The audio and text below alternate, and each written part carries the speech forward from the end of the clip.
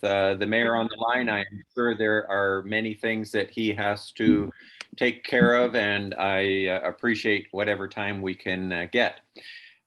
First of all, as I had mentioned in an email, we have lost a good friend and great Rotarian, Rick Budnarick. I had a great conversation with his son yesterday.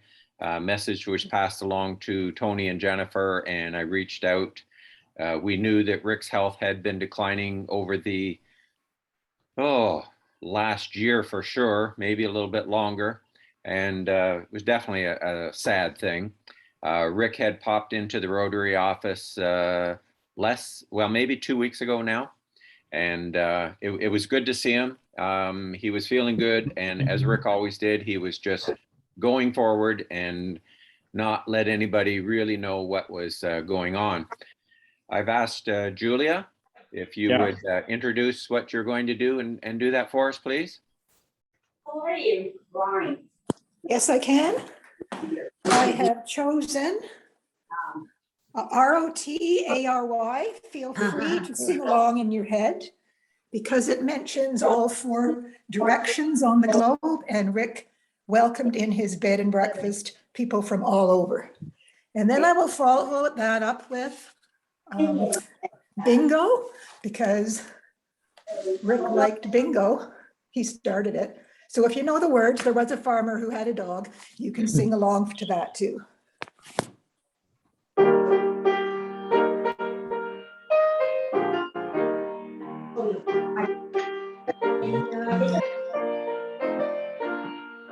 From north to south and east to west. ROTARY. That spells Rotary.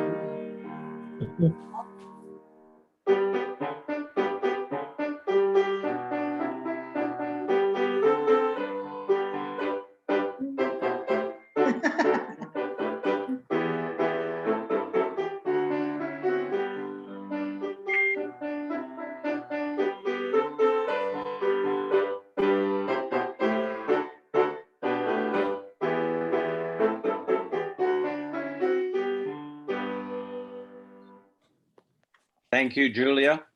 You're welcome. Next week, we will start off with some of our stories about Rick. And I've already lined up our first speaker is going to be Andy. So we'll look forward to that. So if you've got stories about Rick, please get them ready. We've all got stories about Rick, so it might take us a little while. Next week, we'll be concentrating on our bingo. Our polio speaker, David McGuire from the Tilbury Club. So we look forward to all the short stories that people have about Rick. So we're going to jump over to our happy thoughts, and I'll start the ball rolling. I've got a couple of them here. First of all, I have a lovely little armband. This is my Rotary armband. Shows 11 years of service that my daughter made for me.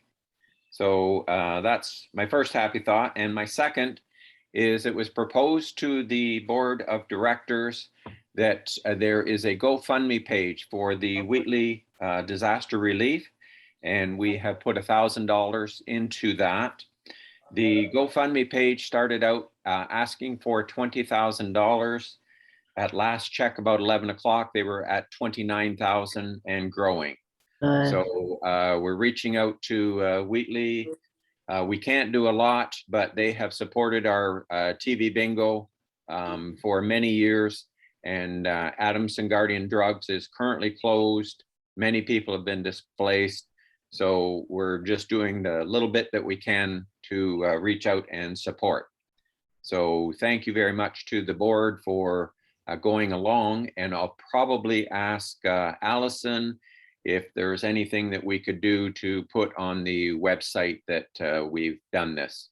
So yep, I can put that on our site and our social media too, Brett, no problem.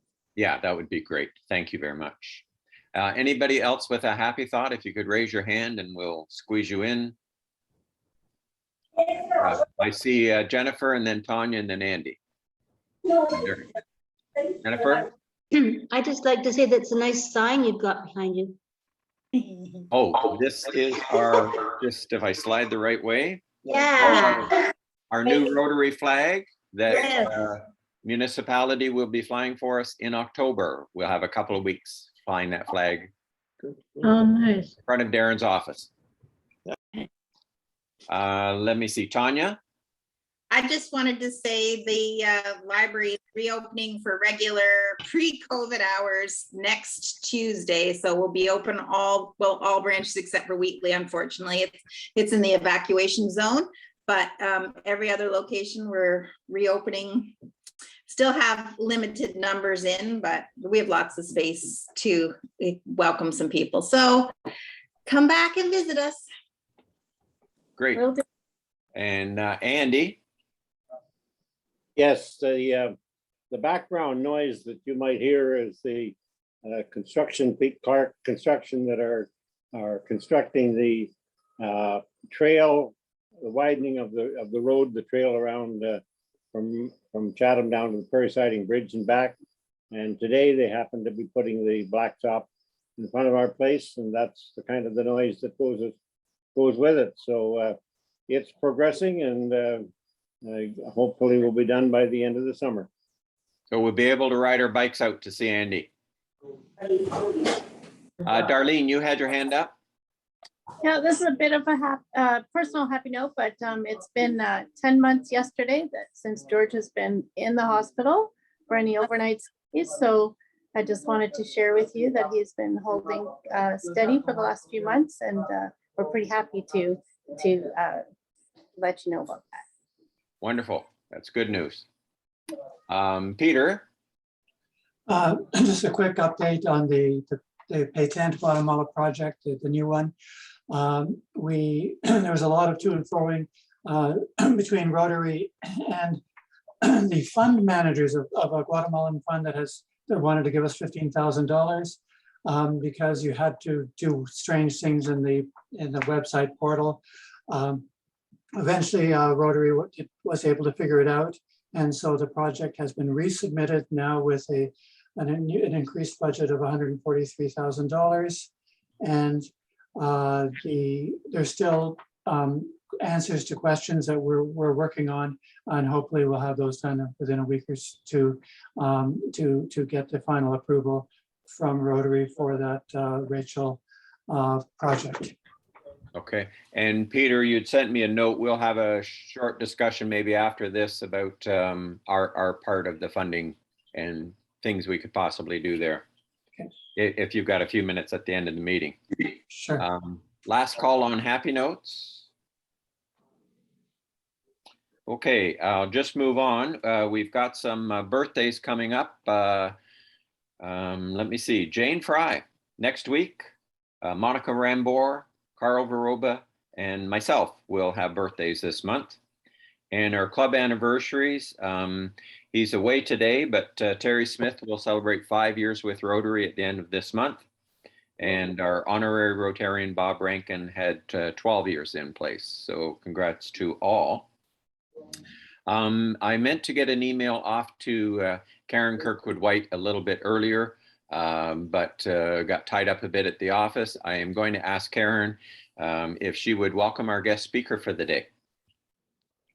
Yes, I got the message at 12:08 to introduce our guest speaker today. So I panicked and I sent a quick message to Jessie Passa saying, please send me Darren's bio, but she must be out to lunch. So with sincere apologies to our guest speaker, I do not have his bio in front of me, but I can tell you that Darren and I have known each other for at least a couple of decades now, from his early involvement with United Way and the originator of the Amazing Race. And I was just cleaning out some files the other day, Darren. I found some really funny pictures of you.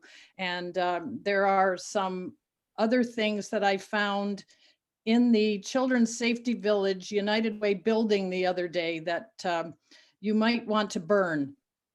So, if you ever see them again. What I can say, and it's a pleasure for me to welcome Darren today to our meeting is that he is a real champion for Chatham Kent, and I have thoroughly enjoyed attending economic development meetings with him over the last couple of years, despite the fact that we've had to do many of them virtually instead of face to face. And I think you're more than welcome to pummel him with lots of questions today about what's going on within the municipality. So Darren, welcome to Rotary today. Thanks, Karen. I appreciate that. Jessie was out for lunch, but she was out for lunch and she was picking me up something too. So yeah, that's when you're trying to reach out, and I'm certainly thrilled to be here today. And what the format was going to be is I was going to chat for probably 5 or 10 minutes. I could sit and talk for an hour, but I might miss the boat on what you guys want to talk about. So I really want to open it up for questions. So I'll talk a little bit about some things, just some updates, and then open it up for questions. But I want to start with the importance of Rotary in Chatham Kent and for the province, across the world, for that matter. But in Chatham Kent specifically, Rotary's been a huge part of the community for decades.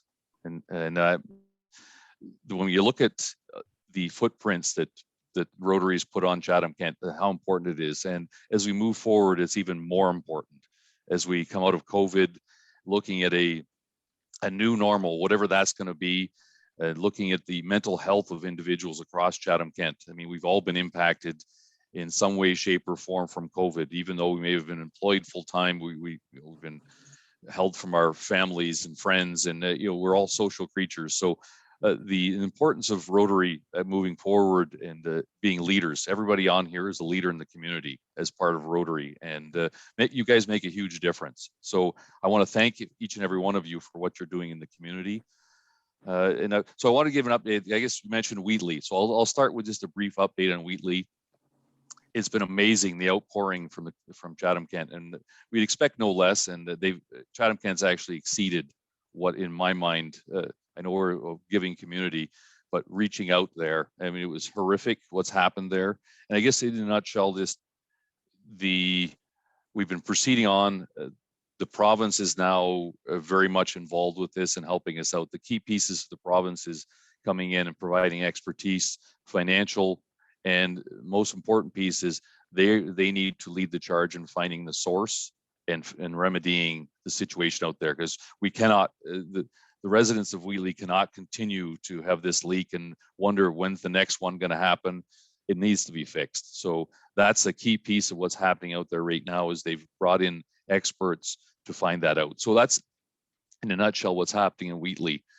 I want to just talk a few things regarding the economy and various things, then I'll open it up for questions. I guess as you're all aware, there's a lot of growth going on in Chatham Kent. We've been for the last few years, we've been very much a hotbed for growth, and people are recognizing more and more the amazing community that we live in, and it's no longer the best kept secret. So we have vast interest in people coming here, both from just moving here for jobs, moving here for various reasons, for businesses locating here. So we've got, I think, about 6 different apartment buildings in various phases of development, from whether they're just in the planning stages or that, which is nearly 1,000 more apartment units. We haven't had large apartments built in Chatham Kent for nearly 30 years. So there's a huge demand for that and housing.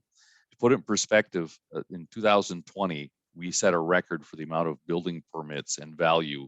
By far, we exceeded in 2020. We've already achieved that in July, the end of July. For 7 months, we've already duplicated what our record year was.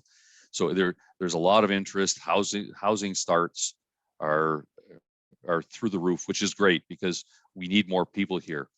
When I hear a lot of people say, we need more jobs here, and we certainly always want more jobs here, but right now, if you talk to most every employer, their biggest issue is finding employees, whether they're skilled, whether they're whatever grade of employees they're looking for, we need more of them. So it's so critical that we have more housing. And so the housing is allowing more people to move here. One of the the very interesting stats that Stats Can provided us about a few months ago was that we've grown 4.5% in population since the last census. I'm not sure exactly how they come up with that, but they got specific as far as demographics. The really exciting piece to me was the demographic between the ages of 25 and 29 and 35 and 39 grew 15%.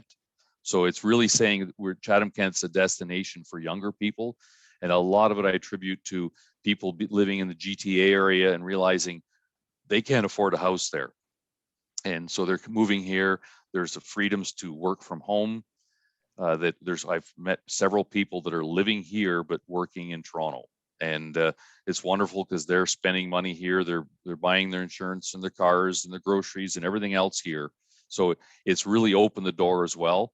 So I expect the growth in Chatham Kent to continue on for several years. And I look at the unemployment rate. We got the May unemployment rate in Chatham Kent, and it was 7%.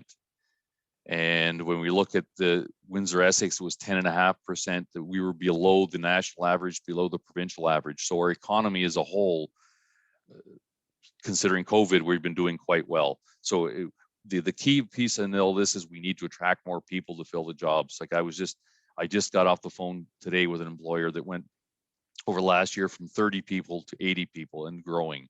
Talked to another one just last week that they grew from 50 to 100 and they want to go from 100 to 200. And we hear that an awful lot. We've met with a lot of businesses and asking them what their issues are. Employment is one of them, is their key one, but a lot of them are talking about growth. So there's huge growth opportunities for a lot of the existing businesses here.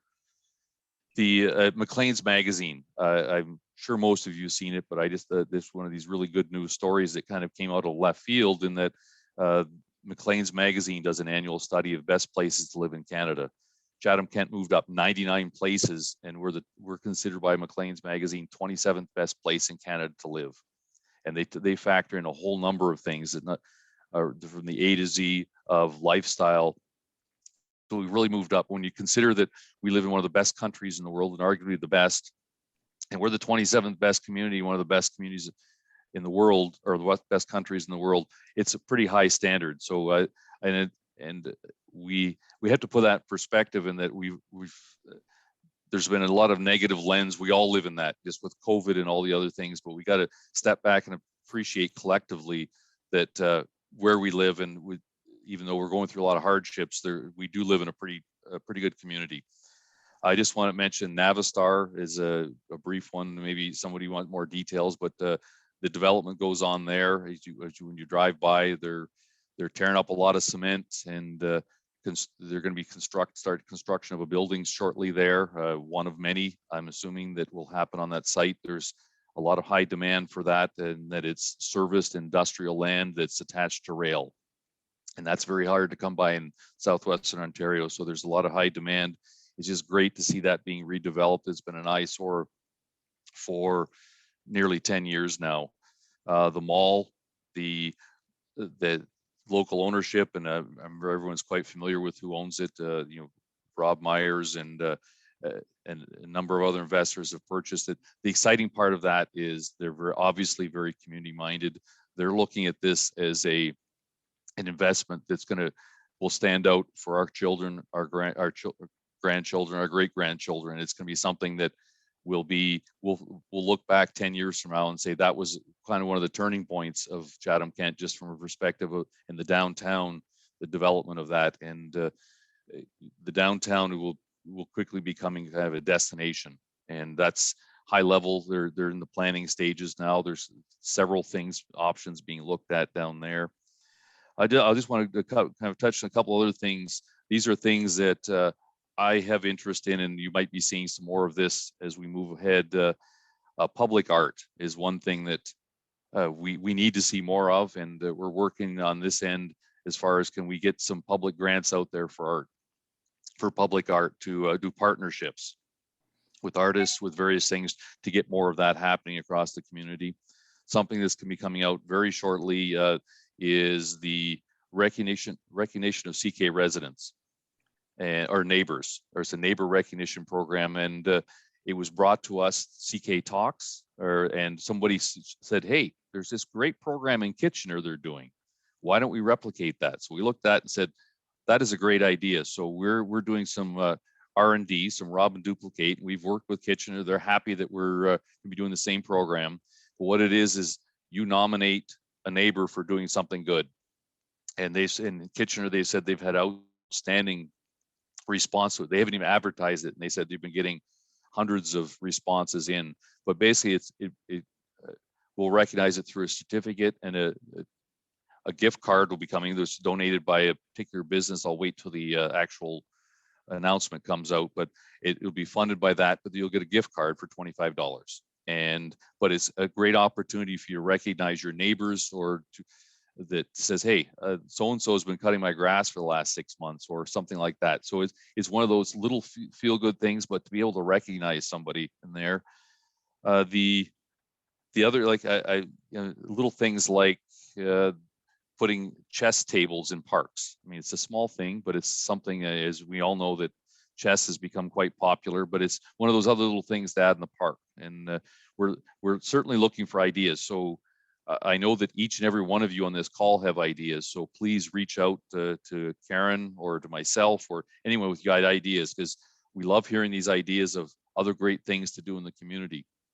Last thing I want to leave you with before I open up for questions is, as I said earlier, the public-private partnerships. So as you guys proceed on, I know that you're doing a lot of great things in the community. Make sure you keep the municipality tied in, and Karen would I'm sure Abby does a great job of that now, to just keep us connected, and what can we do to work together to make a difference. So that's something we really want to encourage all service groups in the community, and volunteers and various people. We have an amazing community of so many people that step up. We want to encourage that even more. So with that, I'll stop there and open it up for questions, thoughts, comments. Brett, I'll leave it over to you to. Well, first of all, I'll take just a second to thank Darren for taking time to join us. This is probably one of those situations where, because we are meeting on Zoom, it's a little easier.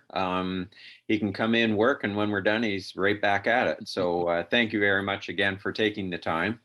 And maybe, down the road, we'll have you back on, because there's always many things that are going on.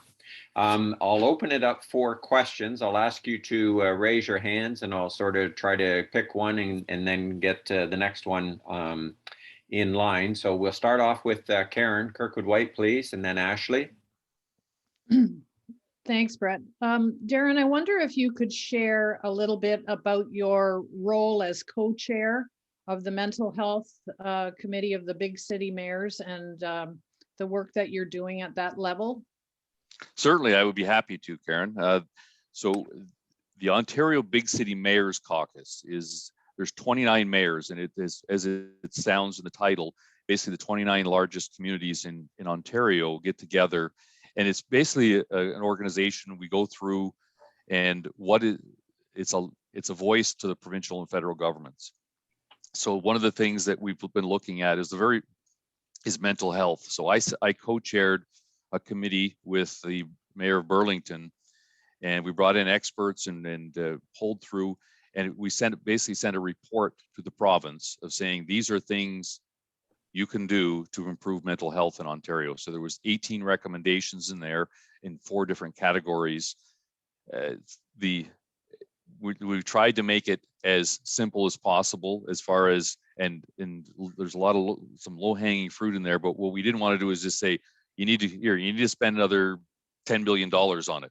We wanted to say, the A to Z of things, and some simple things that weren't even costing money, but led that. And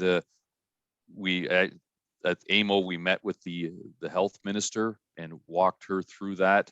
And the key piece going there is that we've opened it up and said, listen, the 29 largest municipalities, which is about 70% of the population of Ontario, we're very eager to work with the province in solutions. So it wasn't just a report to say, okay, well, wonderful, we can look at this and put it on the shelf. We can actually, we wanted to make it a living, breathing document to to drive change. I know that the province wants to help mental health. That's one of the biggest issues they face. We face as Ontario, but that's what we've been working on. So it's been great that with that, Chantel Perry, who works with the municipal, who did work. Hang on, I'm gonna have to. Okay. I just have to plug in my computer real fast here. It's gonna die. It doesn't give me much time. Okay, there we go. All right. All in there. Perfect. So yes, We'll get you unfrozen here, hopefully.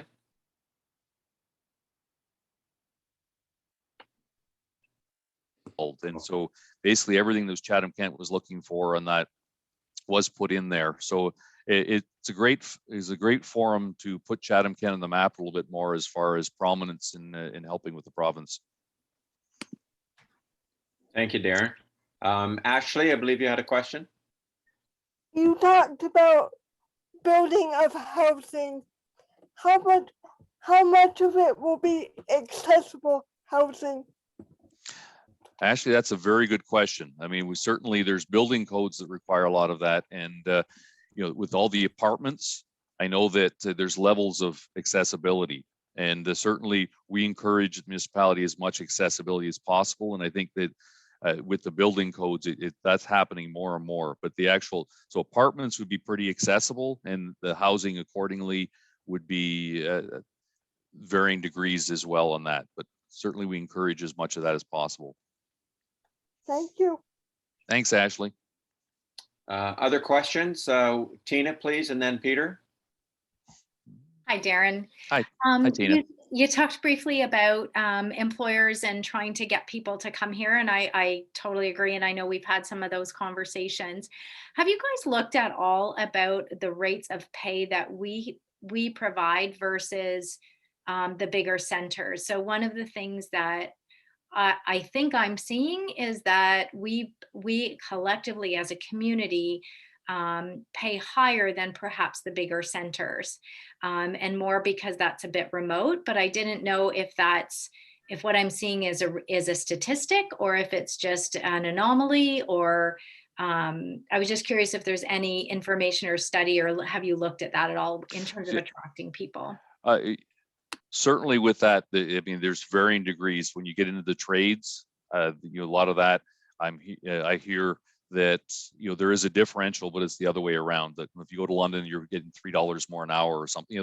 So with one of the very interesting things that's coming out very shortly is we've been working on a employment platform, which will be coming out in the next little while.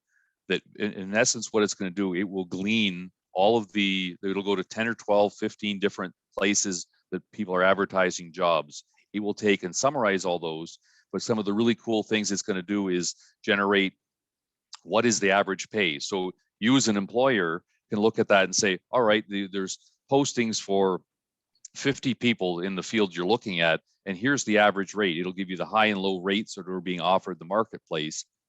I'm not sure whether it gets so far as to what's in London or Windsor, but it'll certainly talk about what the average pay is looking for there. But it's meant to be a central website or central spot where you can look.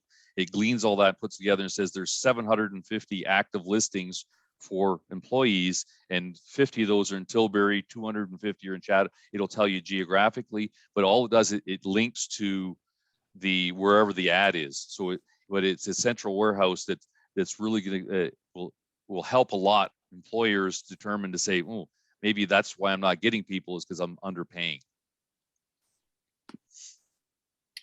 Peter, please. Hi.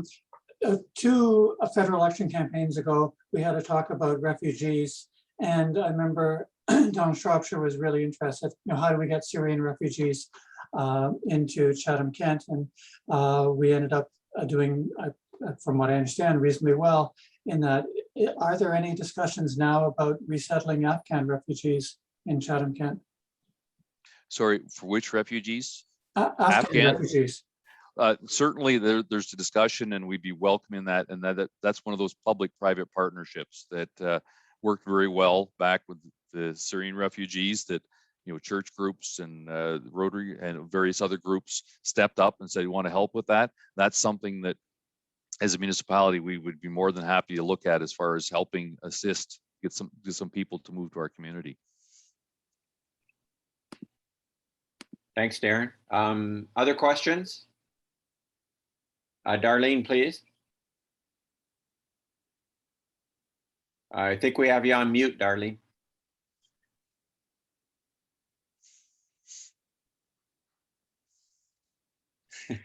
Put those glasses on.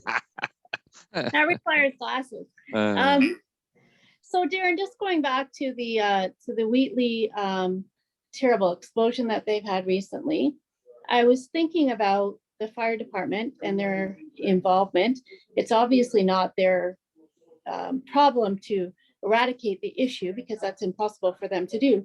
But have we thought about building a training center for them so that they are prepared for any disaster, including this particular explosion, and they have more of a training center, which we don't have in this community. Other communities do have them, but we don't have a dedicated fire department training center with a training tower and an explosion room, etc. Mm-hmm.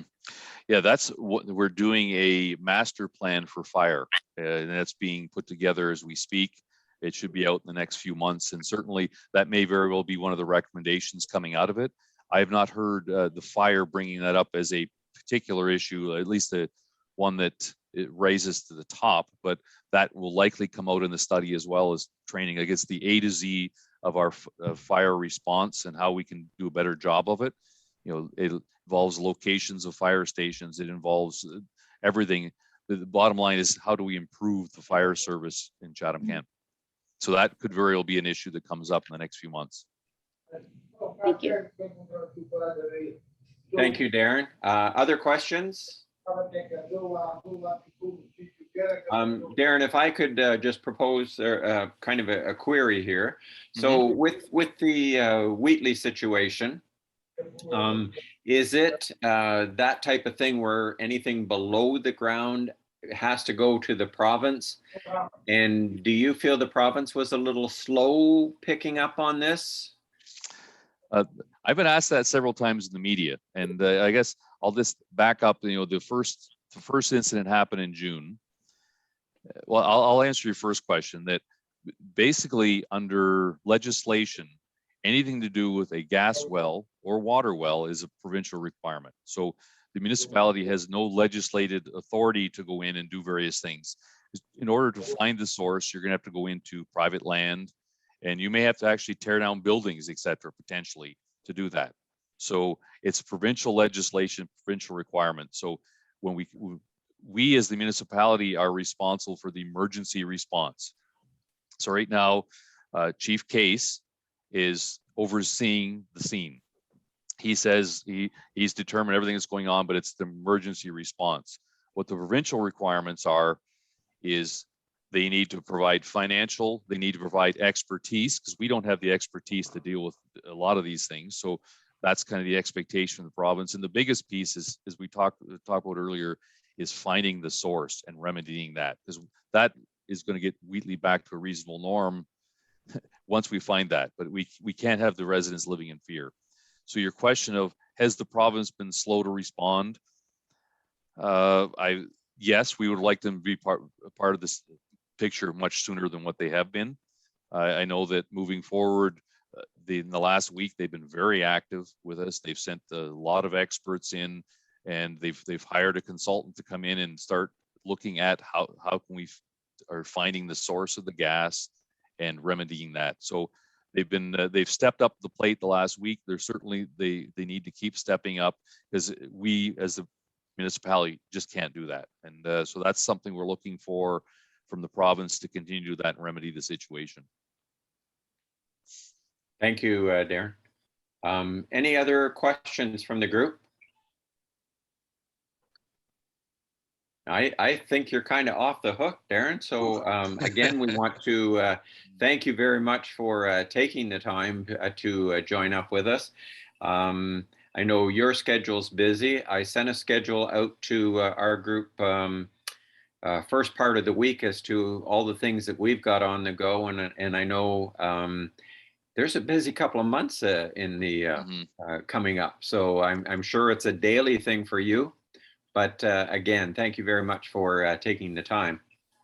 Well, Very much appreciated. thank you for the opportunity. I'm happy to join anytime. And Karen, they keep me, Karen and I meet on a fairly regular basis, but she keeps me informed of what's going on and what needs help with. So looking forward to more partnerships with the Rotary Club and making Chatham Kent a better place. Great, thank you. Thanks so much, everybody. Have a wonderful day. All right, we've got some more Rotary business that we'll take care of here. So our shelter box campaign, we are in the neighborhood of 3,500 that we're putting in towards a shelter box. So that has gone well, as well as our $1,000 mentioned earlier to the GoFundMe page for Wheatley disaster relief. It was kind of interesting, and I hadn't had to do this before. When you go on to GoFundMe, they basically ask you for their tip of 12.5%. I thought this is a disaster relief, so the tip was changed to 0 because I wasn't taking our money and passing it off to GoFundMe. I was passing it off to the Wheatley disaster relief. So just one of the things that I've learned going forward. I mailed out a what's going on in the next little bit, and it includes the Pizza for Polio. Next week we'll be talking to David McGuire, so we'll get updates on what's going on there. There's also the Sons of Kent Pints for Polio coming up, and the key dates on that will be October 8 and October 13. October 8, I believe, is some sort of a farmer's market where we will be, the presidents of the local Rotary clubs will be there to sell the pints. And then October 13 will be a bit of a social gathering at Sons of Kent. So hopefully everybody that's double vaccinated would come forward to that. We're going to try to slide over to Links of Kent and make a couple inquiries about a in-person meeting coming up. Anybody on the call today have any thoughts about that? I'm still a little bit anxious, but we have somebody coming up that would like to share something with us in person. Karen, could you chime in here? Yeah, I just wanted to mention that I'll be going to the Links of Kent next Wednesday morning for the Women's Center annual general meeting. So I know that groups are starting to gather, and, you know, they're being encouraged to, you know, keep your distance, but I think the Links is open for groups, obviously. Yes, they have told us they'd like to see us back. I kind of want to get a little better feel of that. So Tony, if you can hang on after the meeting as well, and maybe you and I can talk about popping in for a quick visit. The other thing I wanted to let you know about is September 30, October 1. There's a team coming through town. It's part of, or originally organized through, the Peterborough Kawartha Rotary Club. Many of you will remember Ken, I can't remember Ken's last name, used to be with our club, was the CEO at the hospital. He's moved to Peterborough, yep. But he's part of the other club. So I reached out to say, if you see Ken around, just say hi from our club. But they're going on this year, it's a run that's equivalent to the amount of distance that a monarch butterfly flies going from Ontario down to Mexico. So they are keeping it all on this side of the border, and part of the run will include coming through Chatham Kent. So they've got a well mapped out area. They're coming into Chatham Kent. So I would like us to possibly be there to welcome them if we can figure out what time they're coming in and where they're coming into on September 30.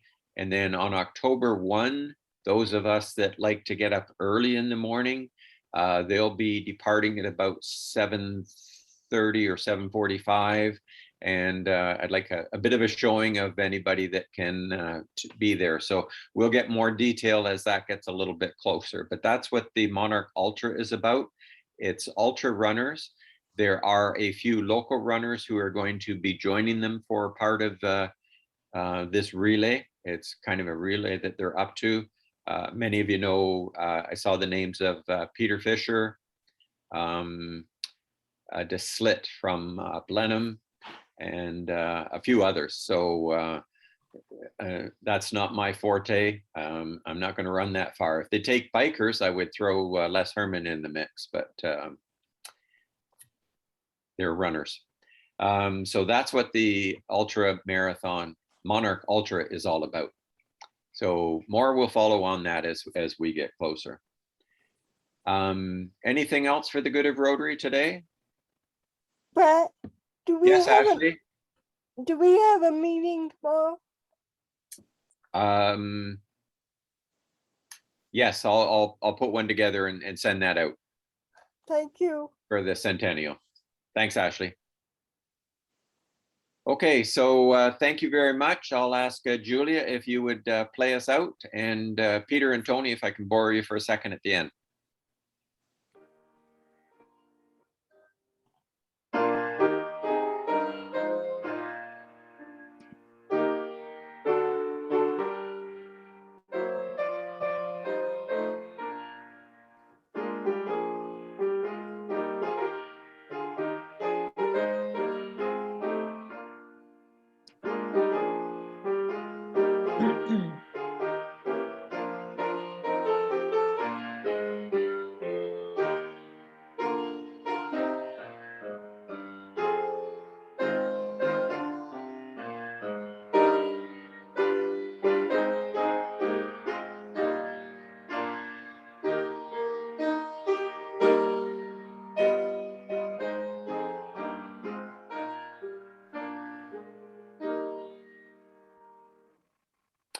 Thank you very much, Julia. And Andy, I love the view. Thank you.